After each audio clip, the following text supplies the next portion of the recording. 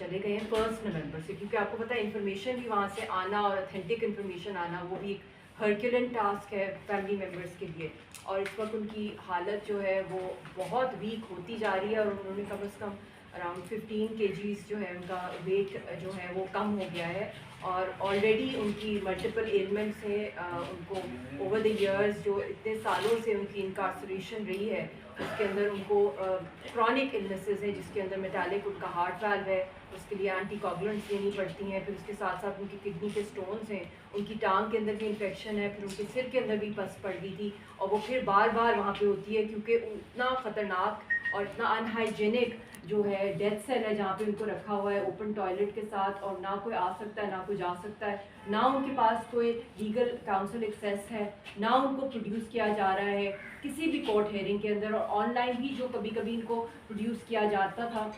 तो जो prosecuting team थी जो कुछ वो बात कर रहे होते थे उस हवाले से उनको म्यूट कर दिया जाता था उनकी आवाज़, ताकि यासीन साहब के कानों तक वो आवाज़ ना पहुँचे। यक तरफा एक के बाद धड़ाधड़ दूसरे फैसले होते रहे। हमने खुद देखा है इन चंद सालों के अंदर, जब से 5 अगस्त 2019 की एब्रोगेशन हुई आर्टिकल 370 की, उसके बाद सईद अली गिलानी साहब का साथ जो कुछ हुआ, उनकी डेड बॉडी के साथ जो हुआ, जो बदसलूकी की गई और जो उनको आखिरी रस्मात नहीं पूरी करने दी गई, उनकी भी डेड बॉडी जो है वो उसके जो जहाँ दफनाई गई वहाँ कोई भी नहीं जा सकता है। उसी तरह अशरफ सहराई साहब के साथ उनको जहर दिया गया जम्मू जेल के अंदर, यासीन साहब को भी मैनी अ टाइम्स पॉइजन किया गया है, और बल्कि उनका हार्ट का जो मेटालिक वैल्व वो तो है ही ब्लड फूड पॉइजनिंग की वजह से। तो उनको जिस तरह की ट्रीटमेंट की जा रही है ये उनका एक लास्ट और फाइनल रिजॉर्ट रह गया था to give a message to the world. उन्होंने बहुत कोशिश की है ओवर आई थिंक जब से 1994 से लेकर अब तक, जब उससे पहले उन्होंने एक मुसल्लह जद्दोजहद का आगाज़ किया मकबूजा जम्मू कश्मीर के अंदर, he was the founder of the arm struggle. और फिर जब वेस्टर्न वर्ल्ड ने और दुनिया ने उनको कन्विंस किया कि आप ख़ास तौर पे जो है आप एक पुरअमन तहरीक चलाएं, जिस तरह के कायद आज़म मोहम्मद अली जिन्ना ने या गांधी ने स्टार्ट की थी। उस ज़माने के अंदर जो इंटरलिकेटर्स थे, जो लोग थे जिन्होंने उसके अंदर उनके साथ एक की रोल प्ले किया था,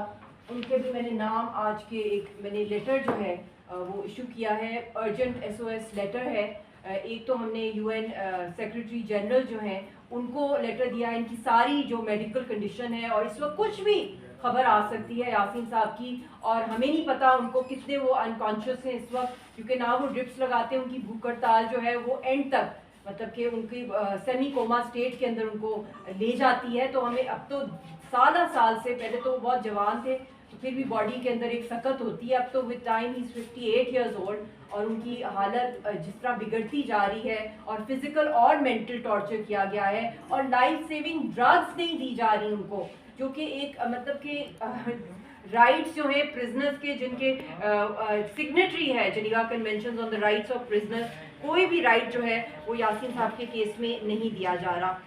और इस वक्त मैं ये भी मेंशन करना चाहती हूँ कि हमने यूनाइटेड नेशंस के सेक्रेटरी जनरल को मैंने भी लेटर लिखा है, और रज़िया सुल्ताना हमारी जो 12 ईयर ओल्ड बेटी हैं इन्होंने भी अपील की है, और ये अपना लेटर जो है वो थोड़ा सा आपको बताना चाहती हैं। बताओ इधर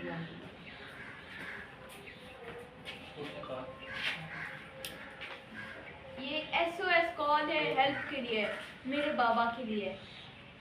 मैं रज़िया सुल्तान मोहम्मद यासीन मलिक की बेटी हूँ, और जो लीडर और नेल्सन मंडेला कश्मीर के हैं। इंडिया ने उनको अलीगली डाला है जेल में क्राइम्स के लिए जिन्होंने कमिट नहीं किए, और उनको हेल्थ केयर नहीं दे रही, लाइफ सेविंग ड्रग्स नहीं दे रहे, उनकी जान को बहुत खतरा है। और अब ये हंगर स्ट्राइक पे आ रहे हैं, ये चौथा दिन है,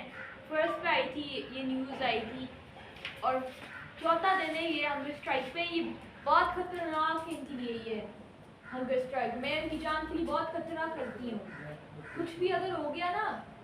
तो बहुत केयास होना है और बहुत कुछ हो।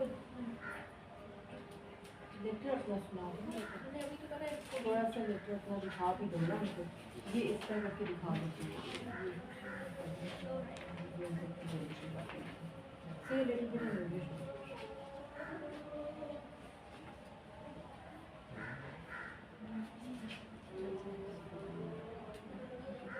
थोड़ा सा दिखाई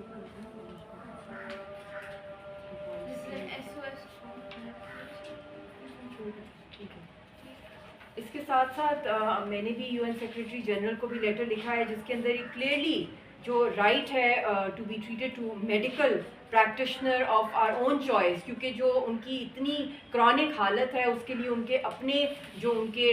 डॉक्टर्स हैं ओवर द डेकेड्स उनको इजाज़त दी है, स्पेशली जो उनके कार्डियोलॉजिस्ट हैं और जो उनके किडनी के नेफ्रोलॉजिस्ट हैं। तो ये तो यूनाइटेड नेशंस की universal declaration of human rights के अंदर भी है कि आपके पास ये राइट होता है मेडिकल केयर का, और स्पेशली जब आप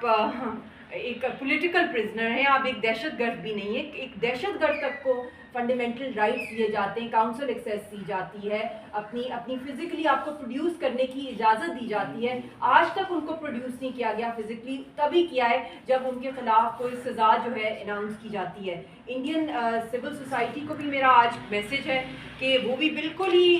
चुप रहे, साइलेंट हैं। वो जो कुछ कश्मीरियों के साथ इस वक्त हो रहा है और इवन इंडिया के अंदर माइनॉरिटीज़ का जो हाल हुआ है, स्पेशली मैं ये एक मैसेज दे रही हूँ कि this is a chance to the civil society कि अगर वो दुनिया के सामने एक पॉजिटिव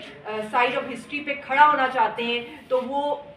कश्मीरियों की आवाज़ बने, इंसानियत की आवाज़ बने, ह्यूमन राइट्स की बात करें, और जो वहाँ पे माइनॉरिटीज़ का हाल किया जा रहा है ख़ास तौर पे इस मोदी गवर्नमेंट के अंदर, उसके साथ साथ जो इंडियन जुडिशरी भी है वो तो कम्प्लीटली कंप्लेसेंट है। जो क्राइम्स, वॉर क्राइम्स और जेनोसाइड किया जा रहा है कश्मीरियों के साथ, हमें उनसे कोई उम्मीद नहीं है। मैं दुनिया से परमानेंट 5 कंट्रीज से भी अपील करती हूँ, specially president of China, president of America और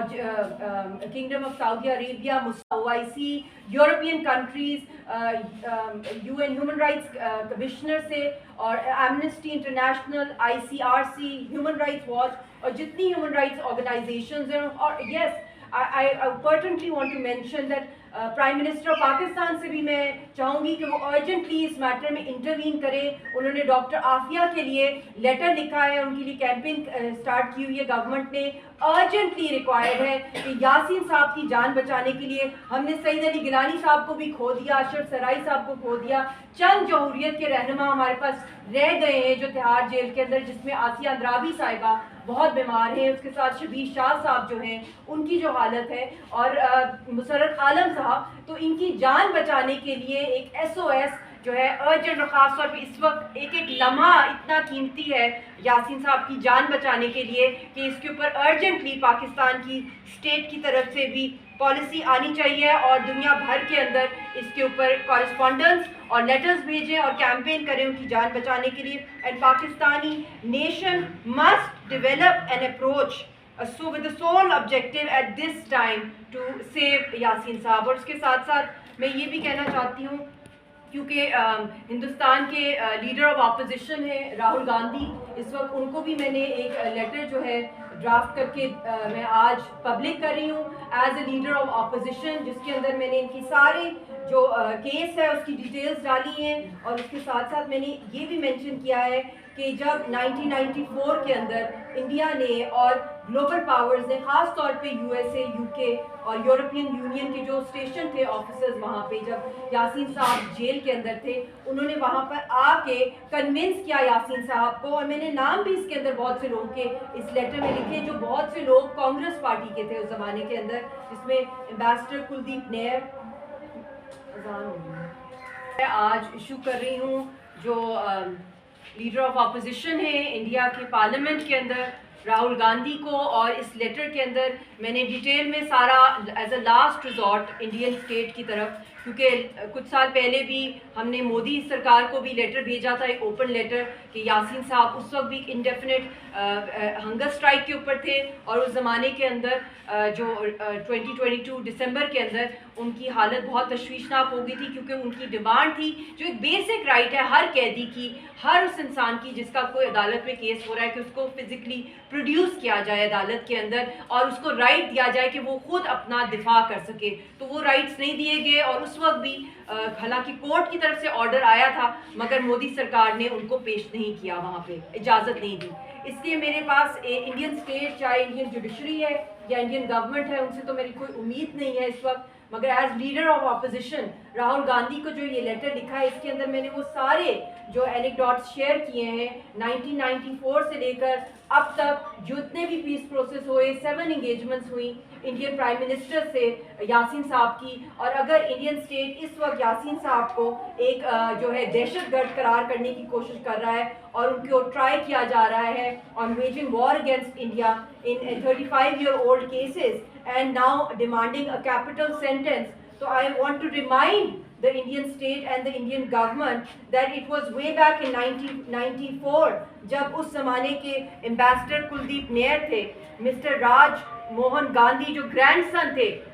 महात्मा गांधी के, mister Wajahat Habibullah, justice retired Madhoshkar, the governor of Uttar Pradesh, Rajesh pilot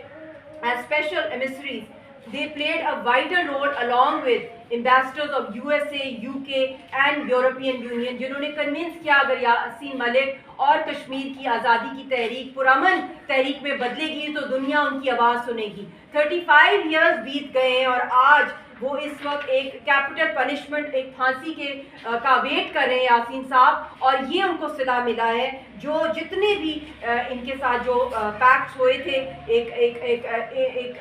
international establishment के साथ मिलके कि कश्मीरियों की आवाज़ सुनी जाएगी अगर वो सियासी जदोजहद में आते। उस वक्त ये एक अनपॉपुलर डिसीजन था यासीन साहब का। उस वक्त हज़ारों की तादाद में मुजाहिदीन थे और यासीन साहब फाउंडर थे। आज अगर यासीन साहब उसी मुसल्लह जदोजहद के साथ होते तो आज लाखों की तादाद में लोग जो थे वो मुसल्लह जदोजहद के अंदर होते। यासीन साहब एक आखिरी होप है दुनिया के लिए कि पुरअमन तरीके से खुदाया इस मसले का हल जो है वो ढूंढा जाए कश्मीरियों की उमंगों के मुताबिक।